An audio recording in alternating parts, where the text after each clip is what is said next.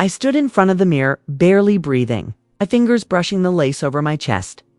"This is the one," I whispered. Half to myself, half to the room. "It has to be." "Oh, it's..." "Jake's gonna lose his mind," Tessa said behind me. Fake. Awe dripping off every word. "You look like something out of a dream." I smiled. "You think?" "I know." She spun on her heel, phone in hand. "Be right back. Gotta take this." I nodded, still staring at the bride I almost didn't recognize, glowing, hopeful, terrified. I twirled slightly, watching the dress shimmer in soft lighting. Then I heard it. "I told you." "Jake," Tessa giggled just outside the curtain.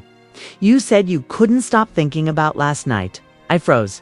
Silence. Double quotes. "No, she didn't suspect a thing," she continued, her voice lower now.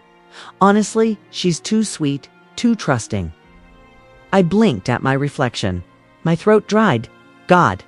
"You're bad," she whispered, and then laughed again. "No, no, no." "No," I grabbed the curtain and pulled it an inch to the side. Through the mirror's angle, I saw Urback turned, phone in hand, twirling her hair like nothing mattered. "Tessa," I called, voice stiff, trembling. "Everything okay?" She jumped. "Yeah, just work. Client being a diva." "Okay," I muttered and let the curtain fall shut. My hands were shaking. I tried to zip up the dress, but my fingers wouldn't work. "Need help?" she asked sweetly as she walked back in. I forced a nod. "Please." She stepped behind me, zipping the back slowly. "I swear, I'd kill to wear something like this." "You don't have to," I said quietly. "Just have to betray your cousin and sleep with her fiancé." Dead silence. Then a nervous laugh. "What are you even talking about?" "You and Jake." "Ah." I turned. "I heard you outside on the phone." She blinked, expression shifting in slow motion. "You're crazy. You must have misheard." I pulled her phone right from her hand. "Alyssa." I ignored her, unlocking it with her stupid birthday passcode. And there it was, a text from Jake. "Last night was insane. I can still smell you." My stomach lurched. My knees nearly gave. "You." I looked up at her. "You actually did it." She snatched her phone back. "You shouldn't have looked at that. Shouldn't have slept with him. It wasn't supposed to mean anything." "Then why the hell are you texting like it's a damn romance novel?" She crossed her arms. "It was a mistake." "No," I whispered. "Mistakes happen once. This is planned, ongoing, repeated." "You don't understand. He came to me. I didn't steal him." I shook my head, unable to even cry. "You stood there smiling while I tried on dresses for the man you're screwing behind my back." She bit her lip. "I didn't mean for it to go this far. And you were gonna what? Stand next to me at the altar?" "I was going to end it before the wedding." "Oh, well then," I said, voice breaking. "That makes it so much better." She looked away. I grabbed my things. "I'm done. I'm done pretending my family's perfect. Done pretending. You're my sister, Alyssa. Please don't," I snapped. "Don't you dare beg for forgiveness while his fingerprints are still on your skin." I ripped off the dress right there, letting it fall like the ashes of everything I thought was real. She tried to speak. I didn't let her. I left the boutique with my hair undone, heart shattered, and my dignity barely intact. I didn't even have shoes on, but I walked out and I didn't look back. I stormed into Jake's apartment, heart pounding so hard I could barely hear myself think. He looked up from the couch, phone in hand. "Whoa, you okay? You're still in the dress. You've slept with Tessa." The words hit like a slap, but not to him. His face didn't even flinch. "Where'd you hear that?" Kay asked casually, like I'd just accused him of forgetting to. "Buy milk?" "I didn't hear it. I saw the texts." "I heard her talking to you, laughing about last night." He stood up, rubbing the back of his neck. "Look, it wasn't planned." "Oh my God," I whispered, stepping back. "You're not even going to deny it." He shrugged. "What do you want me to say, Alyssa? It just happened. It just happened." My voice cracked. You tripped and fell into my cousin. He sighed. Don't be dramatic. Don't? Are you serious? I tossed my purse onto the table. Do you even know it today? Was supposed to be, I know, he muttered. I tried on the dress I'd picked for our wedding, and she was there, smiling, saying how lucky I was. Jake sat back down, avoiding my eyes. It was a mistake. No, I snapped. A mistake is a one-time thing. You didn't just make a mistake. You made a choice over and over again. Finally looked up. She came on to me. You could have said no? She understood things you don't. I blinked. Wow. I mean, sometimes you're just so much. You overthink everything.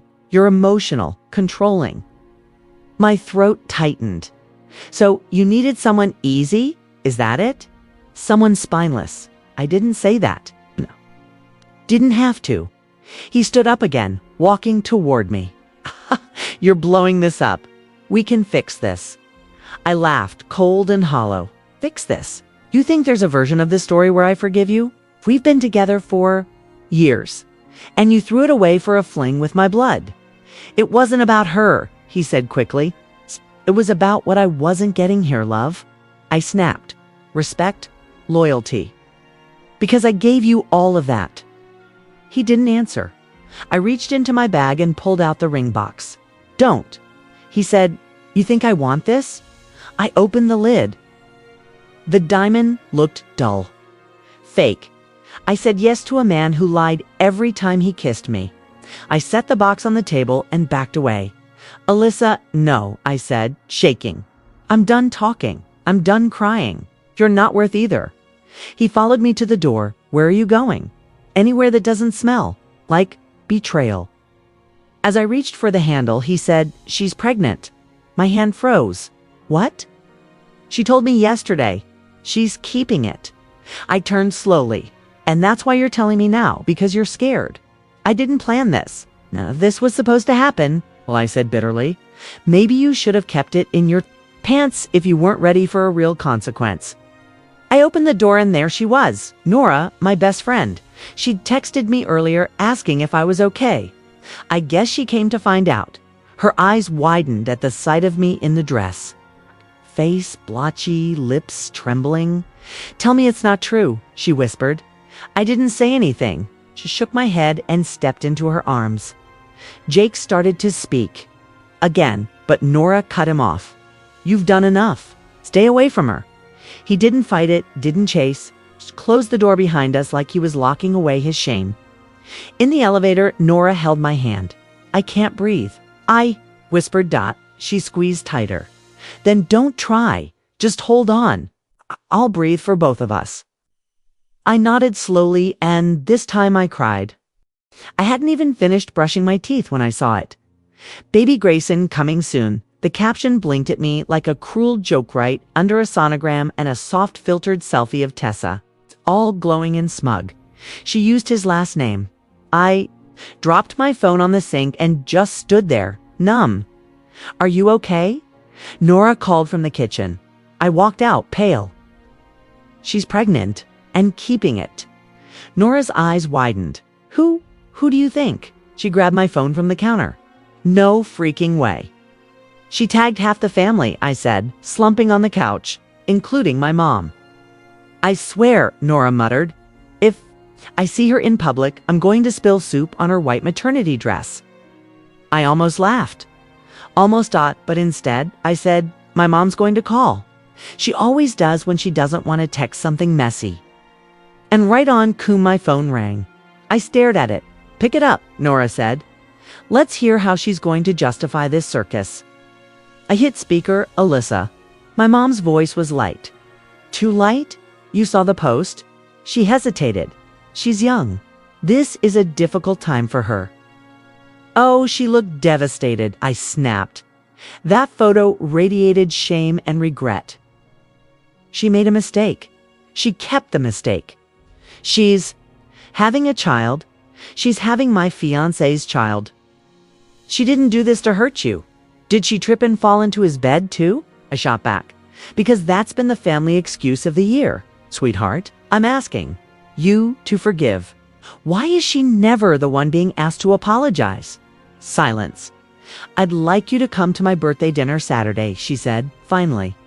It'll be good to see everyone together. Is that a joke? No. I want to keep the family close. Then maybe you should have taught loyalty. First, I hung up. Nora sat down beside me. You're not going, right? I stared ahead. I think I have to. Why? So they can all smile while Tessa uses her belly as a shield. No, I said quietly, so I can finally see things for what they are. Saturday came. I wore a navy, not black. I wanted to look sharp, not sad. Don't hold back, Nora said, adjusting my earrings. I won't, I promised. We walked into my mom's house together. Warm lights, soft music, fake peace.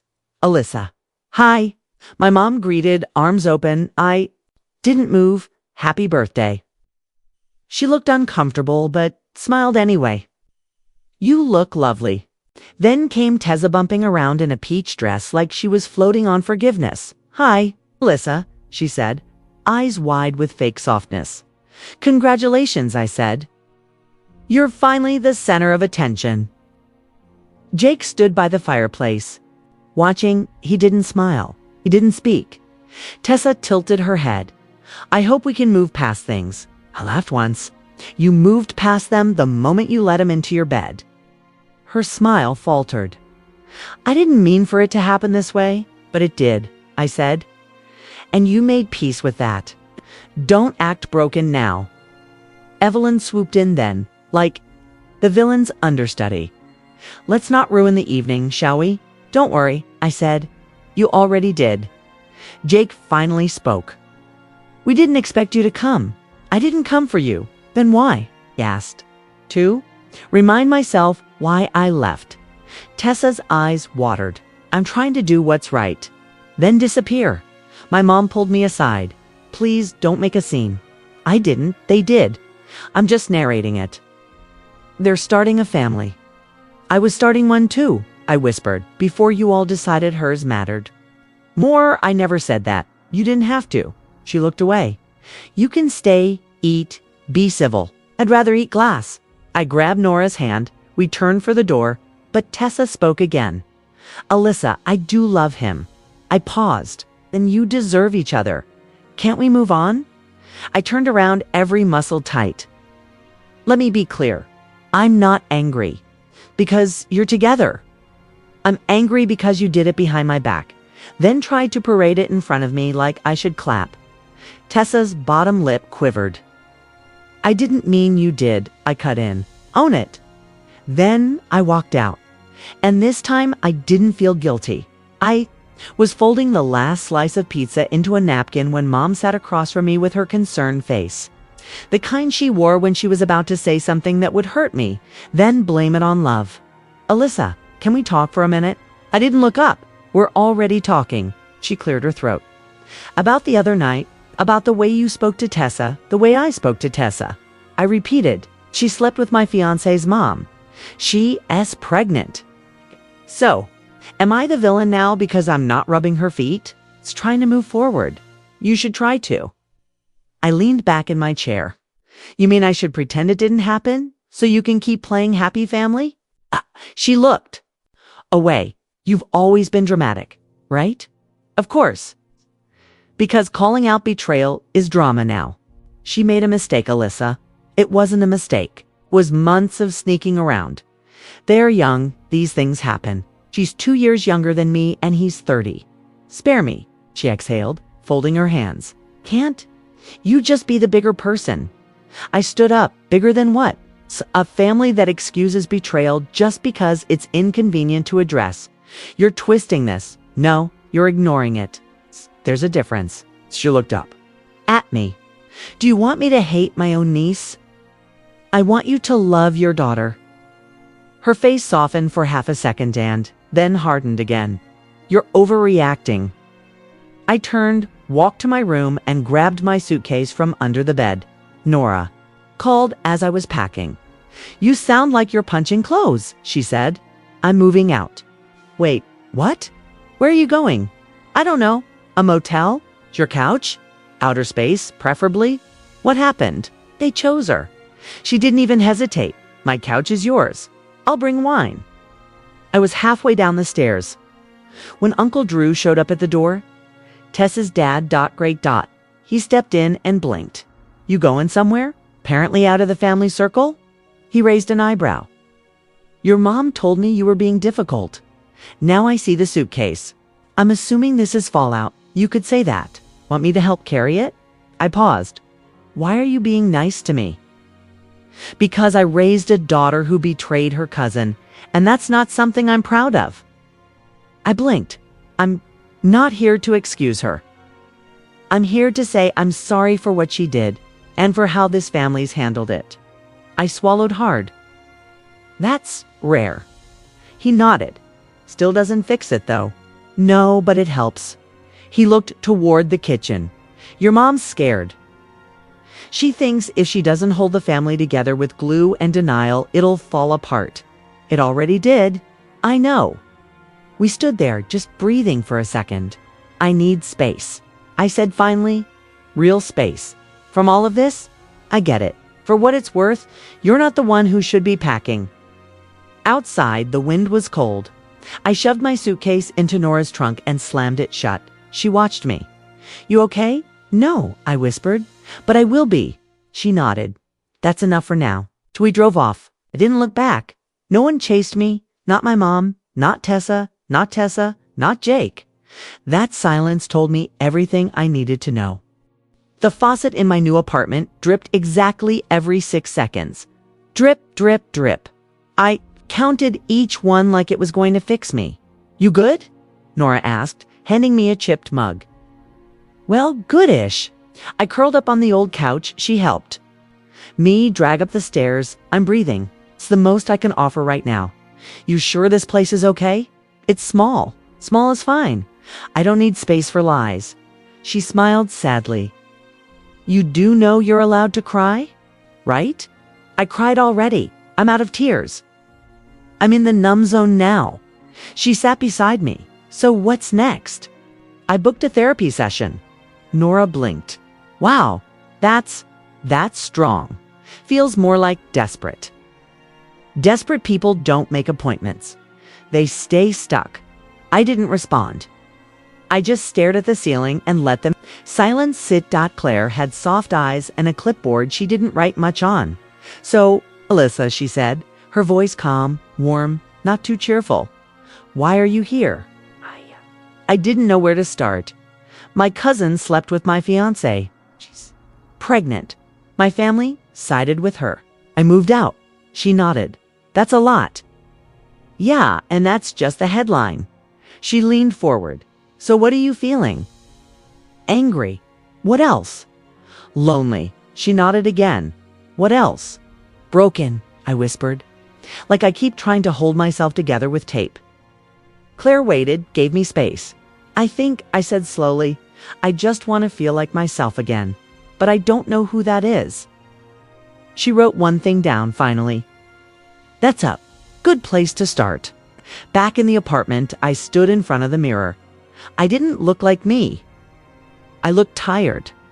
Like someone who had smiled too much for people who didn't deserve it. Nora came by with takeout and saw me staring. You okay? Define okay? She set the bag down.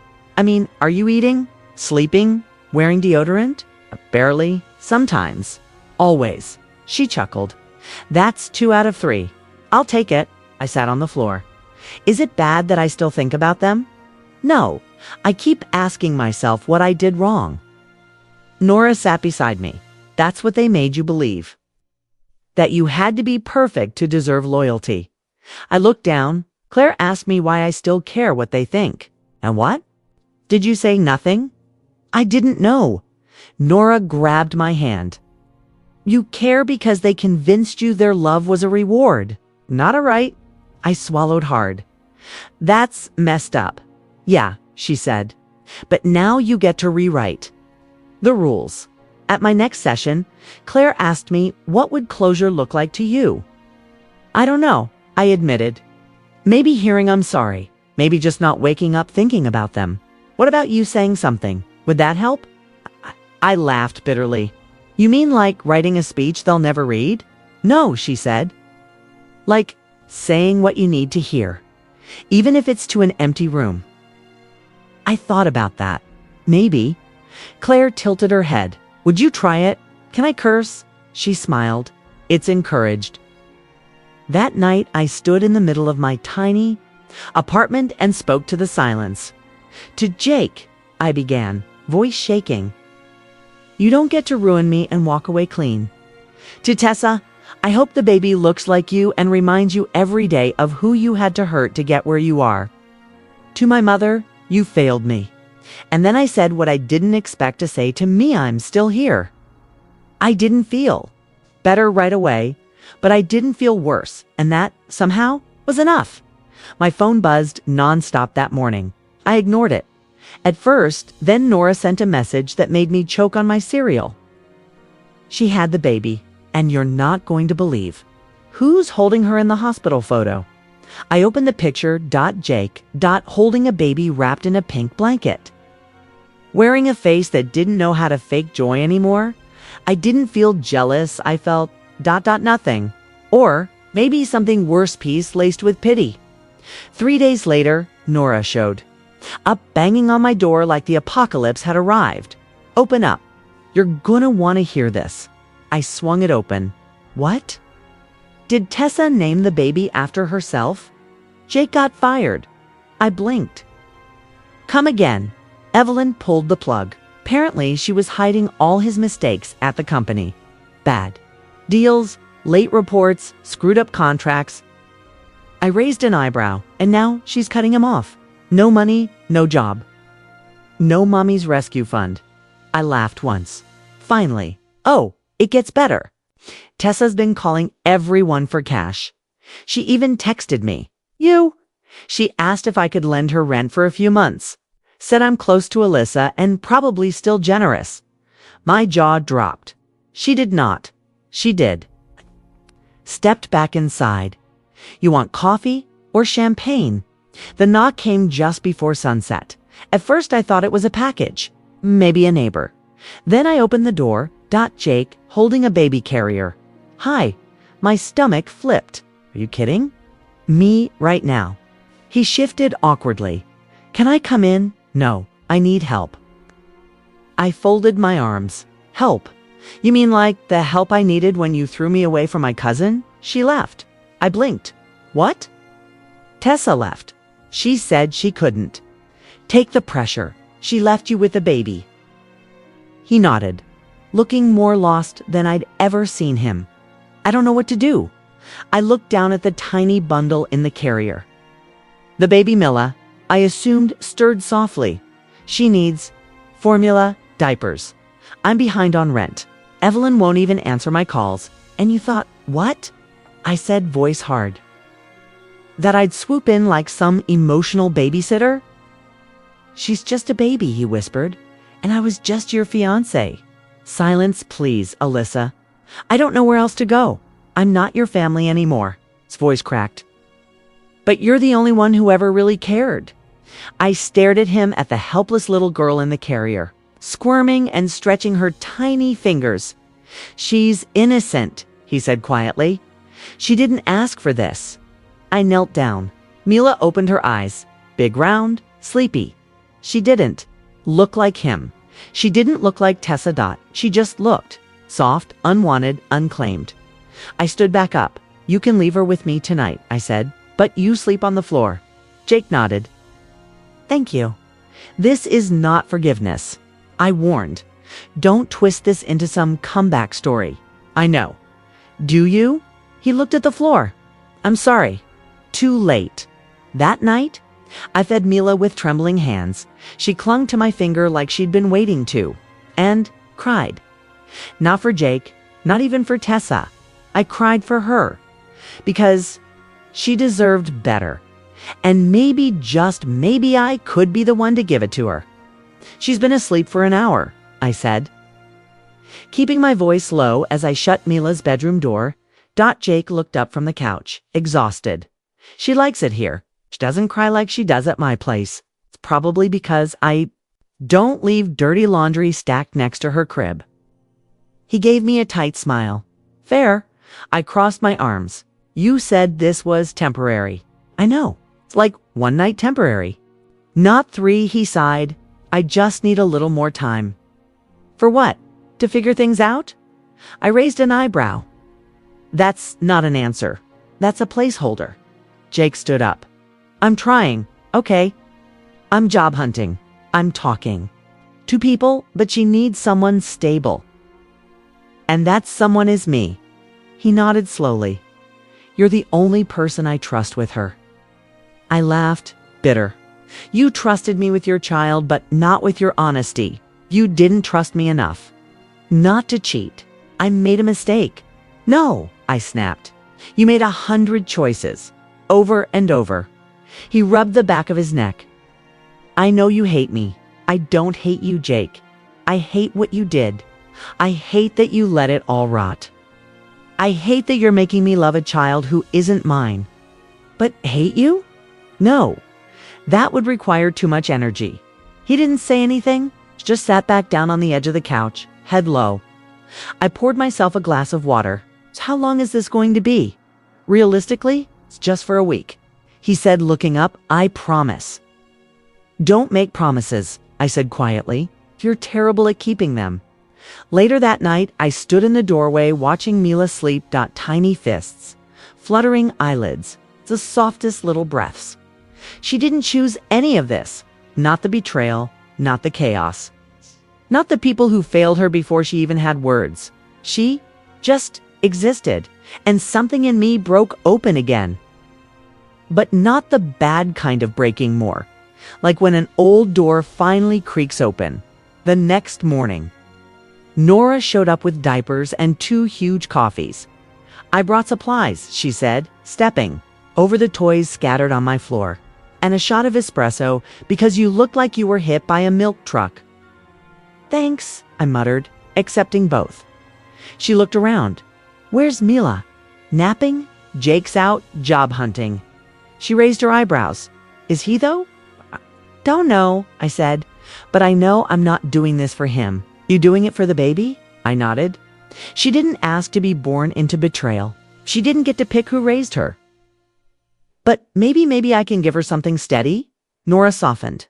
You're strong, you know? No, I'm tired, but I'm still standing. She touched my shoulder. That's strength, Alyssa. By the 4th day, Jake hadn't found a job. By the 5th, I stopped asking. Any luck today? I asked. Even though I already knew the answer. He sat down heavily. They said they'd call. Eh? Won't, I said. You need to try harder. He ran a hand down his face. Doing the best I can. No, I said.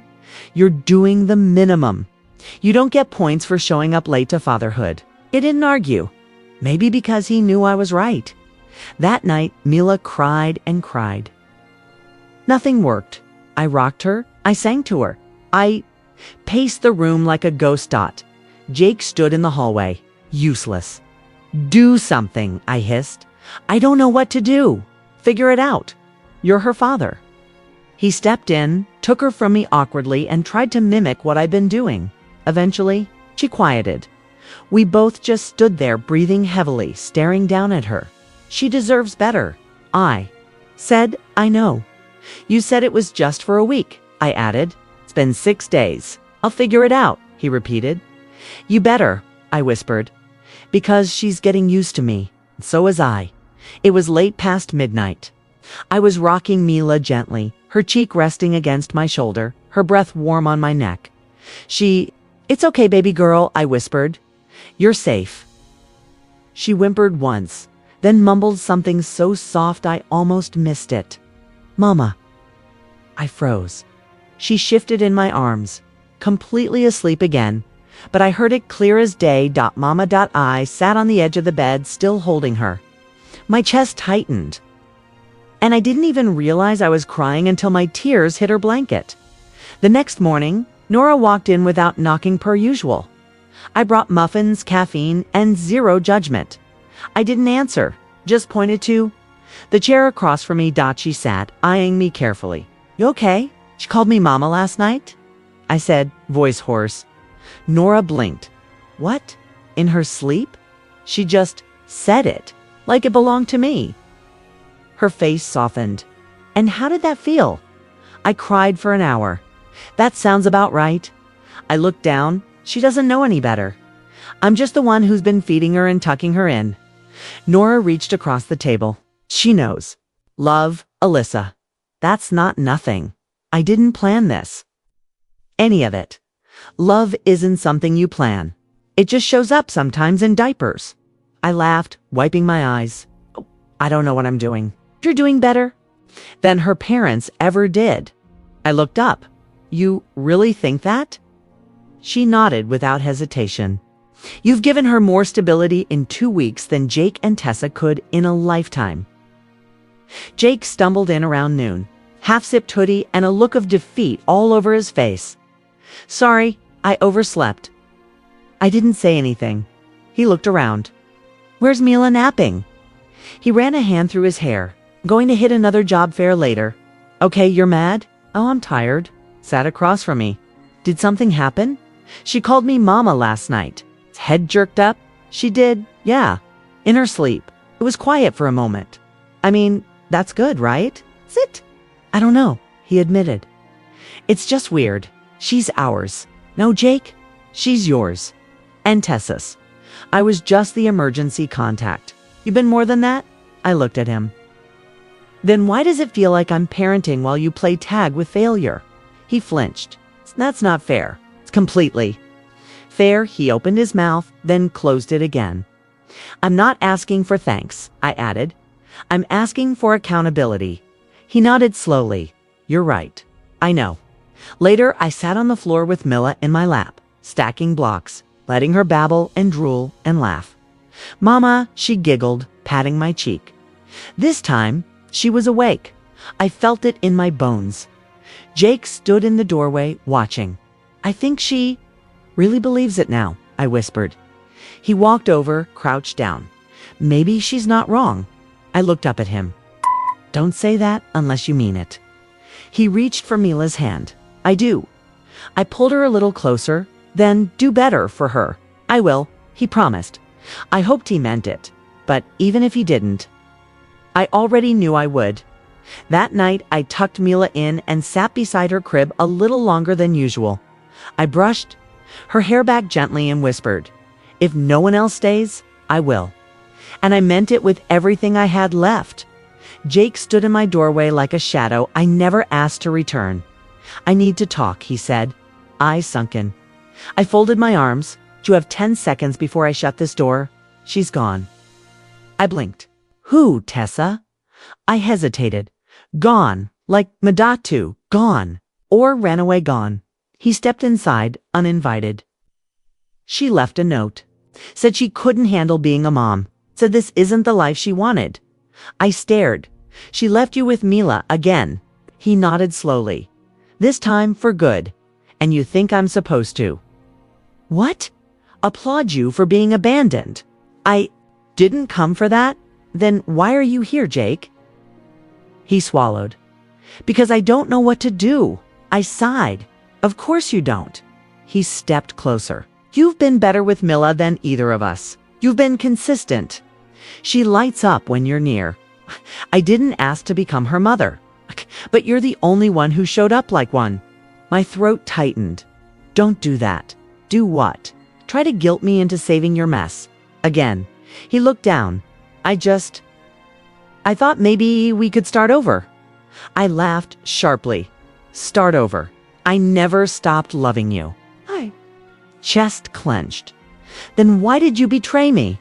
I was stupid. I was selfish. I thought I'd be happier, freer, and were you? He didn't answer. I shook my head. You chose Tessa. You chose her while claiming to love me. I didn't know what I had until I lost it. That's not love, Jake. That's regret. He looked at the floor. I don't expect you to forgive me. Good, I said, because I don't. He took a step back. What about Mila? What about her? She needs you. She has you. But she knows you, he said. She trusts you. I crossed my arms. And you think that makes you noble for bringing her back here? No, he said quietly. It makes me desperate. Stared at him for a long moment. She deserves stability, I said. She deserves. You know, I said. She deserves better than all of us. He sighed. So what now? You figure your life out alone, like I had to. And Mila, I paused. She can stay. For now, he nodded. Thank you. I'm not doing it for you. I know. He turned to leave, then stopped at the door. I meant it, you know? About loving you. I don't care. He nodded again, like he'd been expecting that. Then he left. Later that night, I sat. On the couch with Mila asleep against my chest, Nora FaceTimed me. You look tense, she said. Jake showed up. Of course he did. Drama always finds the stage. He said Tessa left for good. Nora groaned. Ugh! What is she allergic to responsibility? She left him the baby, a note, and zero shame. So, what are you going to do? I don't know, I said honestly. I'm tired, Nora. Tired of being the one who has to clean up everyone else's wreckage, and yet you're still standing. Barely, she tilted her head. You love Mila. I didn't mean to, but yeah. Then love her. Yes. All that matters. I tucked Mila into her crib and stood there for a long time, watching her sleep. Jake may have come back, but I wasn't going to let him rewrite the story. This time, I was the author, and I wasn't writing any second chances. I opened the door, expecting Nora, or maybe a delivery, but it was Zachary, Jake's older brother, tall, calm, always a little too serious. Hey, he said simply. I blinked. Zach, what? You doing here? He held up a small grocery bag. Figured you could use dinner that wasn't microwaved. Yeah. I mean, sure, come in. He stepped in, glancing around. You've made this place feel like home. Only took heartbreak, therapy, and a crib in my bedroom. He smiled faintly. I heard about Tessa leaving, Jake flailing, and you holding everything together again. I sighed. You're here to guilt me too? No. I'm here to say thank you. That stopped me. For what? For stepping up. For Mila. For being more of a Grayson than half our blood relatives. I raised an eyebrow. Is that your way of calling your brother useless? I'm not saying anything you haven't thought.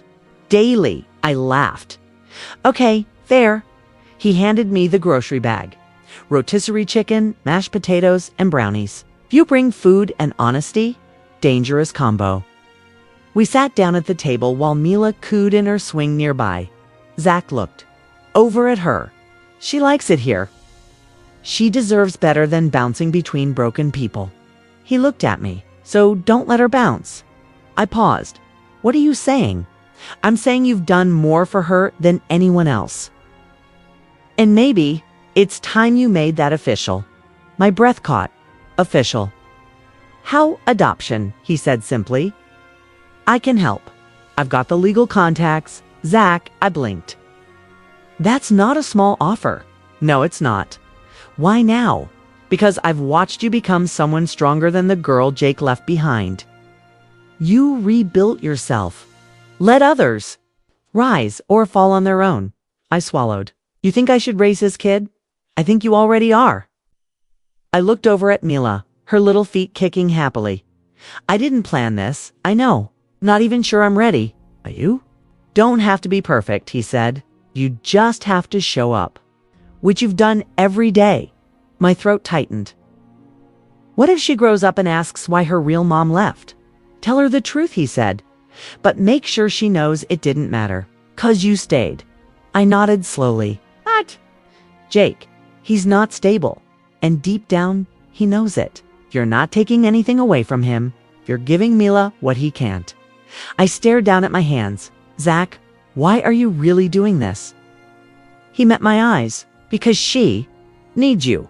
And maybe I needed to see someone do the right thing for once. I didn't know what to say, so I DI'd in single quotes. I paced my living room. I might left my living room. Mila slept soundly. Her little hand curled around her blanket. I whispered, would you want to call me Mom? Every day? Something inside me said yes. Nora came by the next morning, bagel in one hand, iced latte in the other. You look like someone who had an existential breakthrough. Zach came over, Jake's brother, the mysterious one with the eyes and the lawyer vibes. Yeah, he brought chicken. So we love him now. He also offered to help me adopt Mila. She nearly dropped her coffee. Wait, what? Yeah, he said I'm already raising her. Why not make it real? Her voice dropped. And do you want that? I exhaled. I think I do. She grabbed my hand, then do it.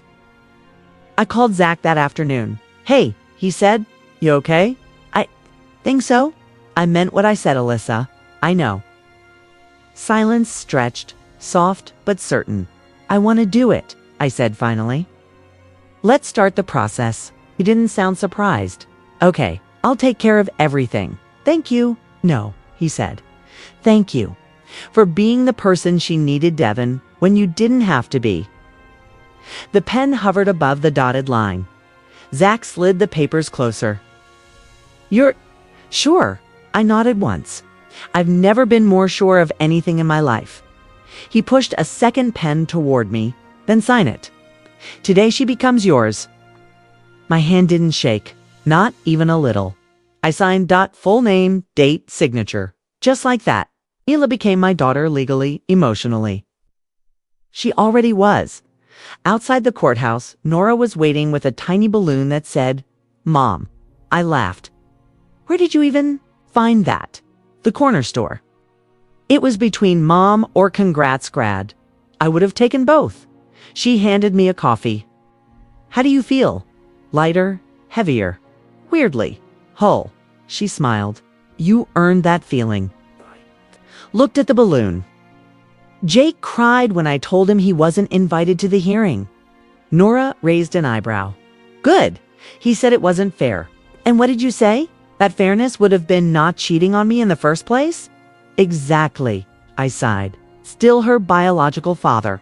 DNA doesn't make someone a parent. Love does. Stability does. Showing up does. I just hope she doesn't grow up resenting me. Nora squeezed my hand. She'll never know the pain you had to live through, but she'll know the love you gave. That's enough.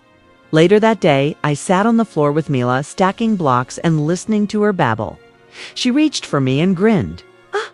I smiled. Yes, baby girl. I'm mama now. Forever. She clapped her hands like she understood the weight of that word. Maybe she did. Jake called again that evening. I let it go to voicemail. His voice sounded cracked. I know you hate me, but I never stopped loving her or you. I hope you're happy, and I hope she's okay. I deleted the message without replying. He had his chance. I wasn't wasting another second rewriting old chapters. The next morning, I went to the park with Mila. She held my finger the whole time. People looked at us and saw a mother and her daughter. And for the first time, I didn't feel like a fraud. I felt seen, valid, whole. Back home, Zach dropped off a manila envelope. Her birth certificate, he said. With your name on it now? I took it gently. Thank you. You did this? We did. He paused. You know, if you ever want help, like real help, I'd show up. I tilted my head. Help, not trying to be your next mistake, just saying. I wouldn't mind being part of this story. I smiled. Let's take one chapter at a time. Fair. That night, I tucked Mila into bed, kissed her forehead, and whispered, You were the plot twist I didn't see coming. But I wouldn't rewrite a single word. And I meant it. I can't believe I'm doing this, Nora muttered, holding up a lice-covered hanger like it might bite her. You said yes. That means you try on the dress. She groaned. I'm the chill bride. I don't cry over fabric. Wait till you see yourself in satin. You'll be sobbing like a soap opera. We walked into the same bridal shop I once stood in, heart full, future crumbling. I hadn't been back since that day. The bell jingled. The lighting was still warm and soft, like nothing could go wrong under it. But I wasn't the same girl who walked in last time. You okay? Nora asked quietly. Yeah, I whispered. Strangely. Yeah. While Nora slipped into the dressing room, I wandered. Tulle, sequins, ivory, everything. Then I caught my reflection in one of the tall mirrors. I froze. The woman staring back looked different. Not broken, not betrayed, not small. She stood tall, eyes steady. Shoulders back, new. They destroyed the old me, I whispered. What? Nora called from behind the curtain. Nothing, I said, smiling softly. Just thinking. She stepped out, wearing a sleek off-the-shoulder gown, and did a dramatic spin. So, I clapped. You look like a Pinterest board come to life. She grinned. It's really happening, isn't it?